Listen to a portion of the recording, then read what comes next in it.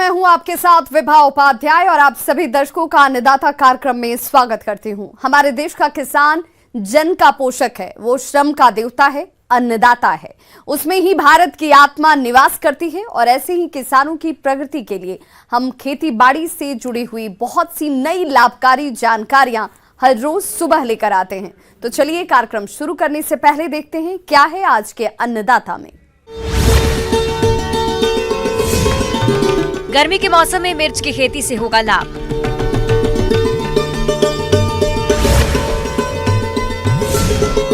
सेमिल्टा के पौधों पर लाख की खेती से कमाए मुनाफा।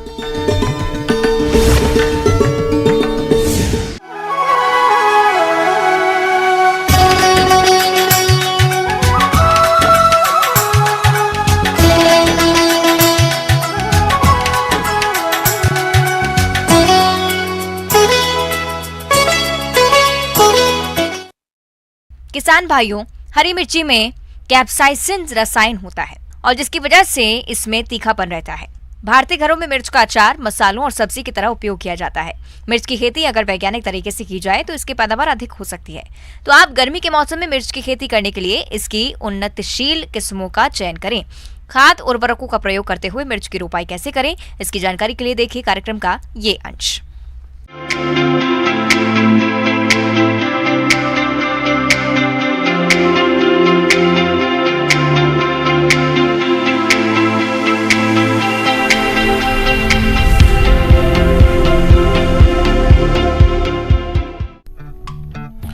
किसान भाइयों, मिर्च एक नकदी मसाला फसल है जिसकी खेती देश के सभी राज्यों में की जाती है। मिर्च का प्रयोग हरी मिर्च की तरह और मसाले के रूप में किया जाता है, जिसके कारण बाजार में साल भर इसकी मांग बनी रहती है। इसी बात को ध्यान में रखते हुए हमारे जिन किसानों के पास सिंचाई जल की उचित व्यवस्था है, वे गर्मी के मौसम में मिर्च की वैज्ञानिक विधि से खेती करके बम्पर मुनाफा कमा सकते हैं। मिर्च की उन्नतशील किस्में। किसान भाइयों, मिर्च का अधिक उत्पादन देने वाली किस्मों की बात करें तो उनमें प्रमुख हैं काशी विश्वनाथ, जवाहर मिर्च 283, काशी अनमोल, जवाहर मिर्च 218, अर्का सुफल इत्यादि। इसके अलावा उन्नतशील संकर किस्में हैं काशी अर्ली, काशी सुर्ख, काशी हरिता और पब्लिक सेक्टर की HPH 1900, उजाला तथा US 611 संकर किस्मों का चयन कर रोपाई कर सकते हैं। भूमि का चयन और तैयारी। किसान भाइयों, मिर्च की खेती सभी प्रकार की मिट्टियों में की जा सकती है जिनमें कार्बनिक पदार्थ पर्याप्त हों। अच्छी फसल के लिए उपजाऊ दोमट भूमि जिसमें पानी का अच्छा निकास हो उपयुक्त रहती है। खेत की तैयारी के लिए पहली जुताई मिट्टी पलटने वाले हल से करनी चाहिए। इसके बाद 2 से 3 जुताई कल्टीवेटर से करके खेत में पाटा चलाकर खेत को बराबर करते हुए मिट्टी को भुरभुरा बना लेते हैं। मिर्च की फसल में खाद और उर्वरकों का प्रयोग। मिर्च की फसल में उर्वरकों का प्रयोग मृदा परीक्षण के आधार पर करें। सामान्यतः 1 हेक्टेयर क्षेत्रफल में 200 से 250 कुंटल गोबर की खाद या 50 कुंटल वर्मी कंपोस्ट खेत की तैयारी के समय मिलाएं। इसके अलावा रासायनिक उर्वरकों में नत्रजन 120 से 150 किलो, फास्फोरस 60 किलो तथा पोटाश 80 किलो प्रति हेक्टेयर की आवश्यकता होती है, जिसमें से फास्फोरस और पोटाश की पूरी मात्रा तथा नत्रजन की आधी मात्रा को रोपाई से पूर्व भूमि की तैयारी के समय प्रयोग करें और शेष नत्रजन की आधी मात्रा का प्रयोग पौध रोपाई के 30 और 45 दिन बाद 2 बराबर भागों में बांटकर खेत में छिड़ककर तुरंत सिंचाई कर दें। रोपाई की वैज्ञानिक तकनीक। किसान भाइयों, मिर्च की रोपाई वर्षा, शरद और ग्रीष्म तीनों मौसम में की जा सकती है। ग्रीष्म ऋतु की फसल की रोपाई फरवरी-मार्च में की जाती है। मिर्च की पौध नर्सरी में बीज बोने के 20 से 30 दिन बाद रोपाई योग्य तैयार हो जाती है। मिर्च की फसल को भूमि जनित फफूंदी रोग से बचाने के लिए कार्बेडाइजम दवा 3 ग्राम प्रति लीटर पानी के हिसाब से घोलकर पौध की जड़ों को उपचारित करने के बाद ही खेत में रोपाई करना चाहिए। तैयार खेत में सामान्य प्रजातियों की रोपाई के लिए कतार से कतार की दूरी 45 सेंटीमीटर और पौधे से पौध की दूरी 45 सेंटीमीटर रखते हुए पौधों की रोपाई करें। इसके अलावा संकर प्रजातियों की रोपाई के लिए कतार से कतार की दूरी 60 सेंटीमीटर और पौधे से पौधे की दूरी 45 सेंटीमीटर रखते हुए शाम के समय मिर्च के पौधों की रोपाई करना चाहिए, जिसमें पौधों की अच्छी बढ़वार हो सके। मिर्च फसल की आधुनिक खेती में सिंचाई के लिए ड्रिप पद्धति लगाई जा रही है और खरपतवार नियंत्रण के लिए 30 माइक्रोन मोटाई वाले अल्ट्रावायलेट रोधी प्लास्टिक मल्चिंग शीट का प्रयोग किया जाता है, जिससे खरपतवार प्रबंधन के साथ साथ सिंचाई जल की मात्रा भी कम लगती है। मिर्च के पौधे जिनको उफटी हुई क्यारी पर लगाया गया हो, इसमें ड्रिप सिंचाई व्यवस्था का उपयोग करें और जल में घुलनशील उर्वरक NPK 19-19-19 अनुपात को सिंचाई जल के साथ ड्रिप में देने से उर्वरकों की बचत के साथ ही उसकी उपयोग क्षमता में भी वृद्धि होती है और पौधों को आवश्यकता के अनुसार शीघ्र पोषक तत्व उपलब्ध होने से उपज और गुणवत्ता दोनों में वृद्धि होती है। खरपतवार नियंत्रण। मिर्च की फसल के साथ अनेक प्रकार के खरपतवार भी उग जाते हैं, जो कि फसल के साथ साथ हवा, पानी, प्रकाश और पोषक तत्वों के लिए फसल से प्रतिस्पर्धा करते हैं। इसलिए मिर्च की फसल में पहली निदाई गुड़ाई रोपाई के 20 से 25 दिन बाद तथा दूसरी निदाई गुड़ाई 35 से 40 दिन बाद करके फसल को खरपतवारों से मुक्त रखें। मिर्च की फसल में सिंचाई की व्यवस्था। मिर्च की पौध रोपाई के बाद हल्की सिंचाई करना अति आवश्यक है। इसके पश्चात 1 सप्ताह बाद सिंचाई करें और फसल से अधिक उत्पादन प्राप्त करने के लिए मिट्टी के प्रकार को ध्यान में रखते हुए फसल की जरूरत के हिसाब से सिंचाई करते रहना चाहिए। मिर्च की फसल में फूल और फल लगने की अवस्थाओं में पानी देना अति आवश्यक होता है। किसान भाइयों, वैज्ञानिक विधि से मिर्च की खेती करने पर उन्नतशील किस्मों से 20 से 25 क्विंटल और संकर किस्मों से 30 से 40 क्विंटल हरी मिर्च का उत्पादन प्राप्त हो सकता है। किसान भाइयों, अभी तक आपने खेती से जुड़ी हुई कुछ उपयोगी जानकारियां देखी। अब लेते हैं एक छोटा सा ब्रेक, जल्द लौटेंगे और कार्यक्रम में आगे भी है खेती बाड़ी से जुड़ी हुई महत्वपूर्ण जानकारियां, तो बने रहिए हमारे साथ।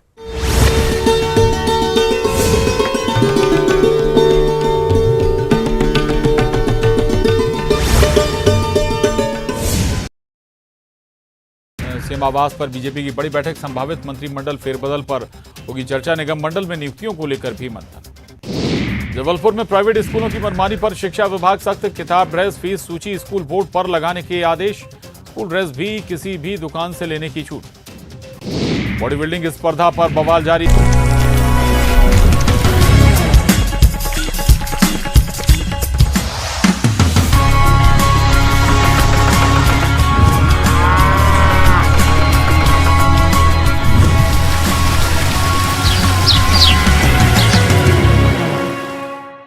ब्रेक के बाद एक बार सभी दर्शकों का एक बार फिर से अन्नदाता में स्वागत है। चलिए रुक करते हैं अगली कड़ी की ओर।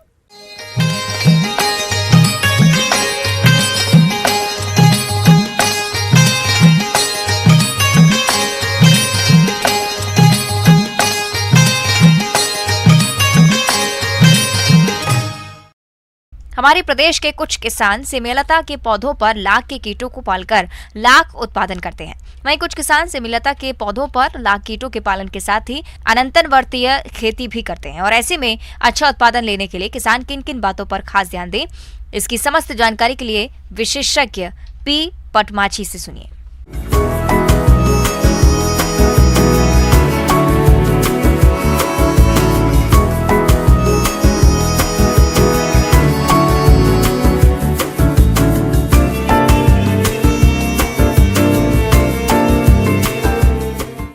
ये देख रहा है सेमेलता में कुसमीला लगा हुआ, और कोई अगर ये सेमेलता में कुसमीला लगाया हुआ तो क्या क्या करना चाहिए।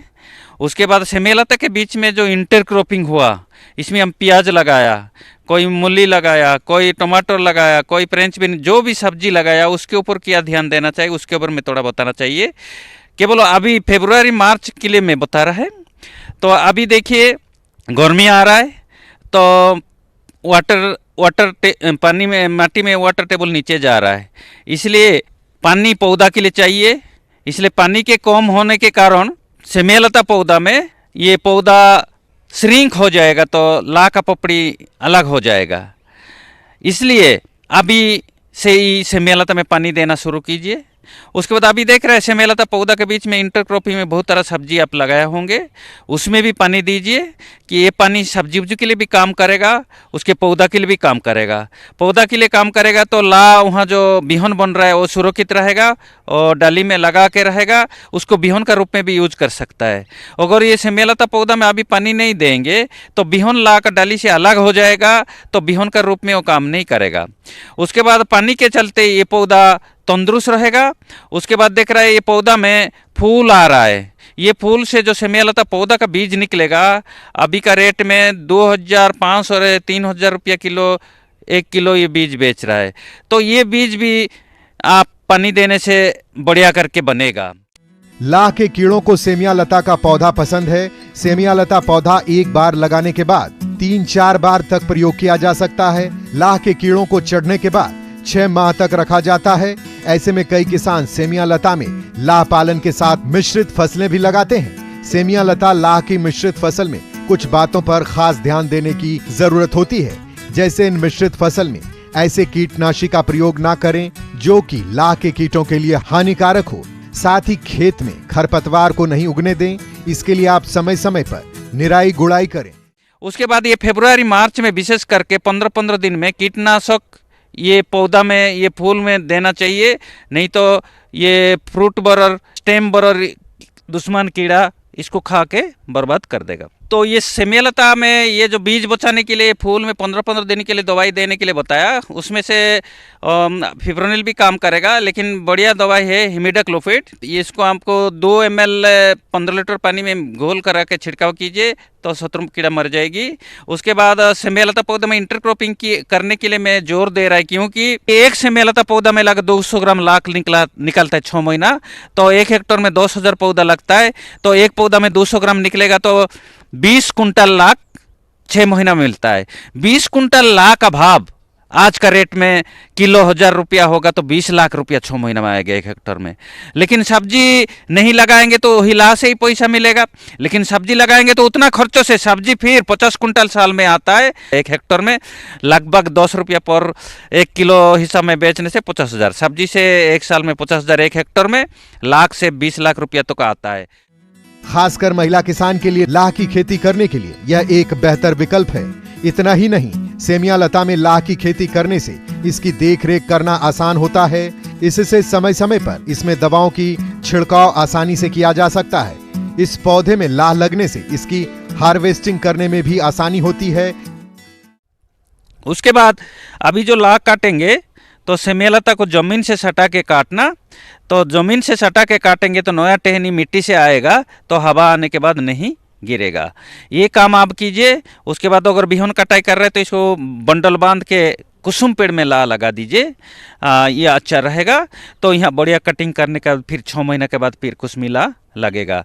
ये छोटा काम लेकिन बहुत इंपॉर्टेंट चीज़, ये 2-3 शब्द बताया लेकिन ये लाखों करोड़ बचाने का बुद्धि बताया, ये जरूर कीजिएगा। आगे और भी है खेती बाड़ी से जुड़ी हुई बहुत सी रोचक जानकारियां, पर यहां रुकेंगे एक छोटे से ब्रेक के लिए, जल्द हाजिर होते हैं।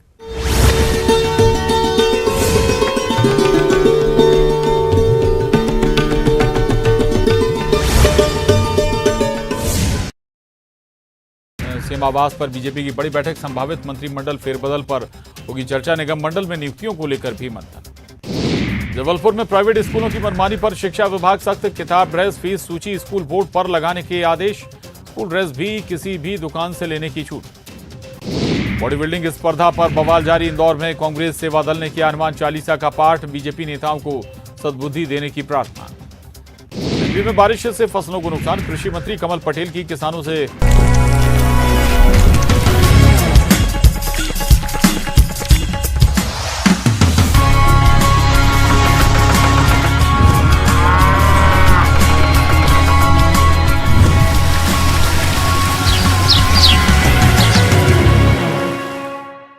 ब्रेक के बाद एक बार फिर से आप सभी दर्शकों का अन्नदाता कार्यक्रम में स्वागत है। बढ़ते हैं अपनी अगली प्रस्तुति की ओर।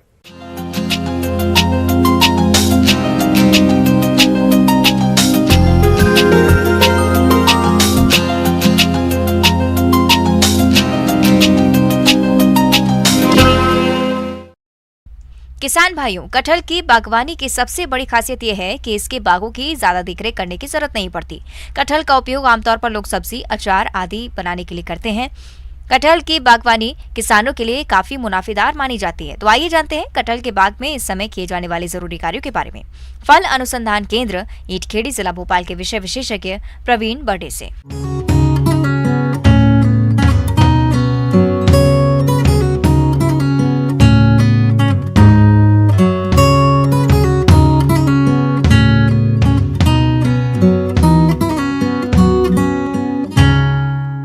किसान भाइयों नमस्कार। आज आपको ऐसे फल के बारे में चर्चा करना चाहूँगा जिसे कि फल भी कहा जाता है और सब्जी भी कहा जाता है और काफ़ी लोकप्रिय है। यह फल है कटहल, जिसे कि जैक फ्रूट कहा जाता है, जो कि अधिकतर सब्जी में इसका उपयोग किया जाता है।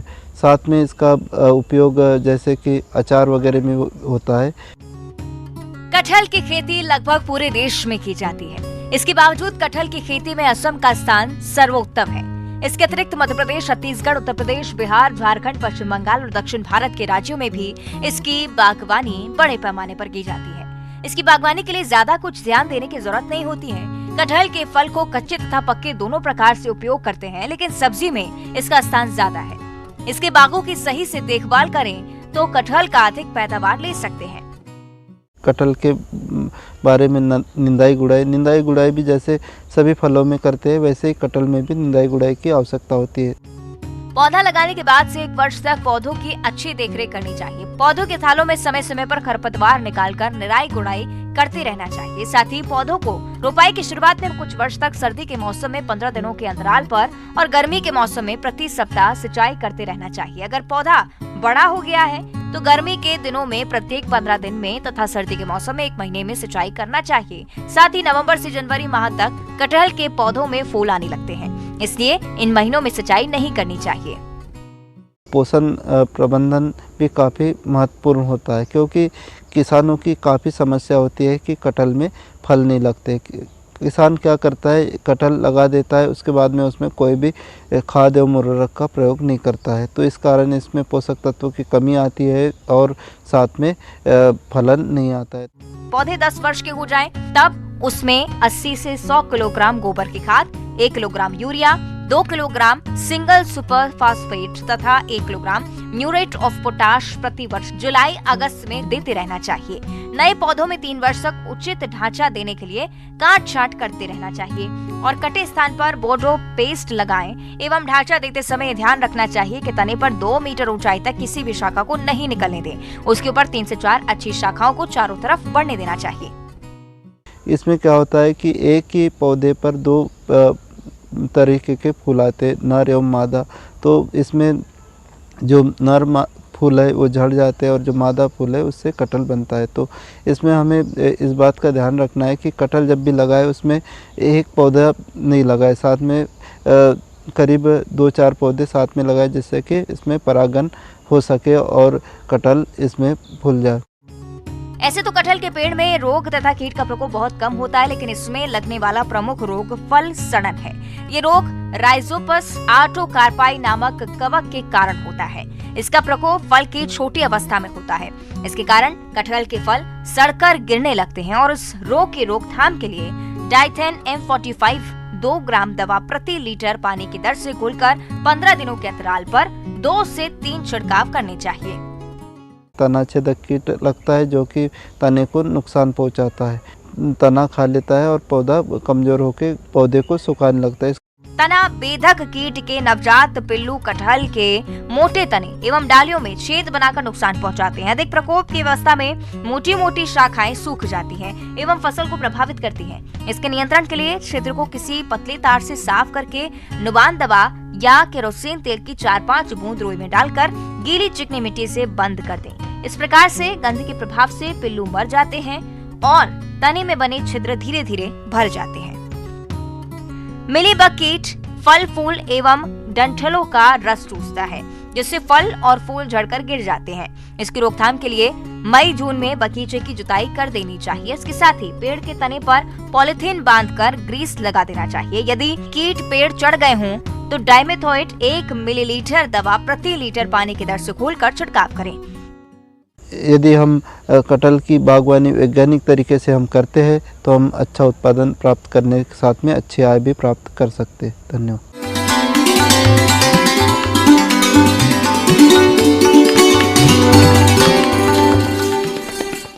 अन्नदाता हेल्पलाइन निःशुल्क फोन संपर्क सेवा के माध्यम से आपके द्वारा पूछे गए प्रश्नों में से 1 या 2 महत्वपूर्ण प्रश्न को हम अपने कार्यक्रम में शामिल करते हैं और इसी के तहत आज किसान का सवाल और उनका जवाब इस प्रकार से है।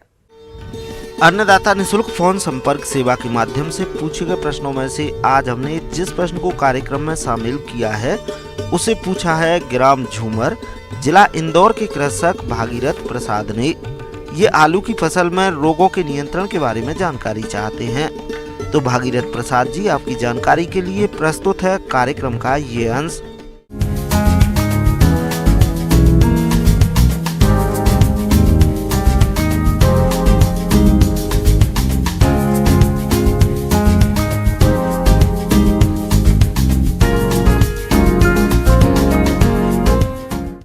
किसान भाइयों, वर्तमान में हमारे इस रबी मौसम में आलू की फसल हमारे मध्य प्रदेश में और कई अन्य राज्यों में प्रमुखता से ली जाती है।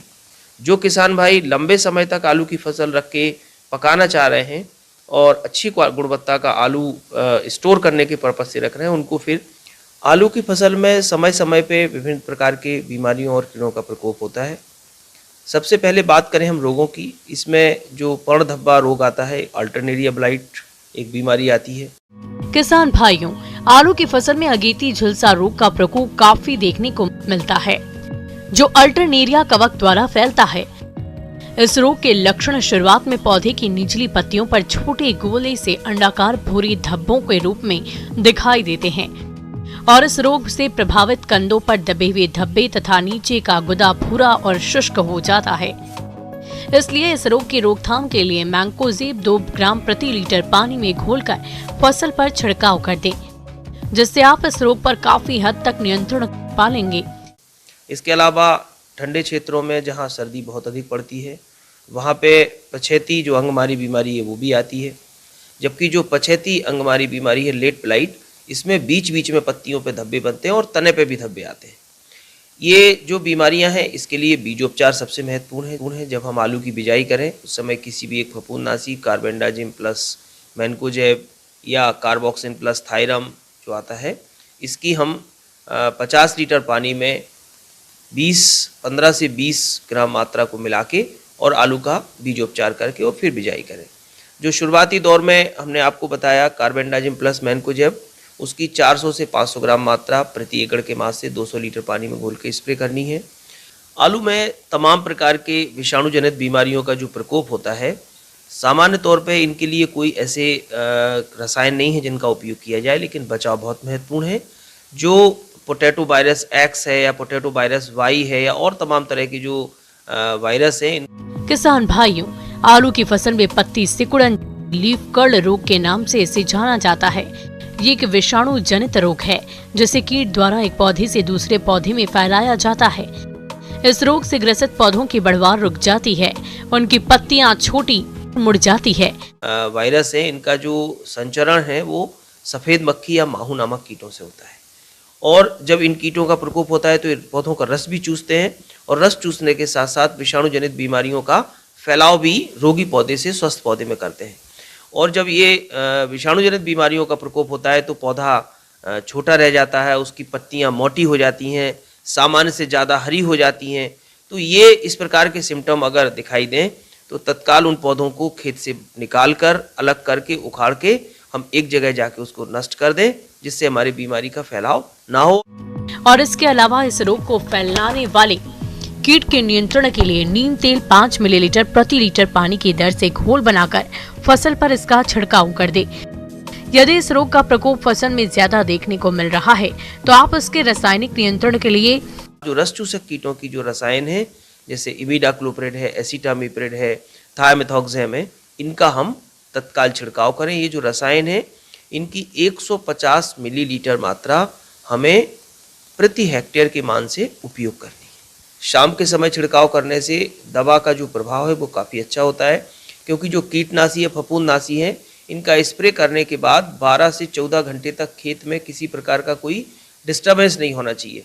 तो अगर हमने शाम को छिड़काव किया तो अगले दिन सुबह तक ना तो उसमें हम जाएंगे, ना हमारे कोई काम करने वाले लोग जाएंगे, ना उसमें पशु जाएंगे। तो हमारी जो छिड़काव हमने दवा का किया है वो काफ़ी अच्छा हो जाएगा।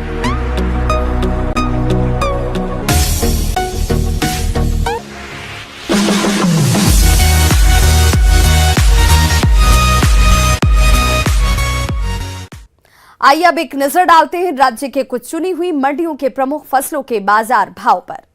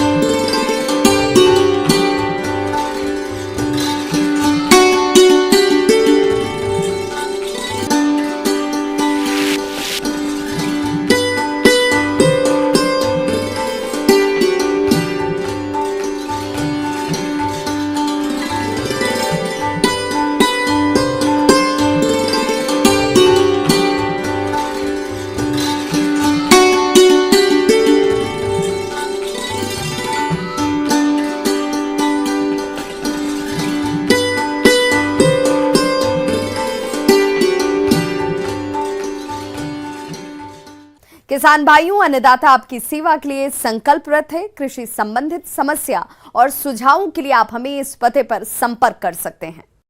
प्रोड्यूसर अन्नदाता, news 18 Madhya Pradesh Chhattisgarh, Ramoji film city, Hyderabad 501512। साथ ही आप हमें ईमेल भी कर सकते हैं। हमारा ईमेल एड्रेस है p18annadatamp@nw18.com। इसके अतिरिक्त आप हमें निःशुल्क हेल्पलाइन नंबर 180088922163 पर सोमवार से शनिवार सुबह 10 बजे से शाम 4 बजे के बीच संपर्क भी कर सकते हैं। किसान भाइयों, अब समय हो रहा है आपसे विदा लेने का, तो हमारी अन्नदाता टीम को दीजिए इजाजत। कल फिर से होगी आपसे मुलाकात कृषि संबंधित कुछ और महत्वपूर्ण जानकारियों के साथ। नमस्कार।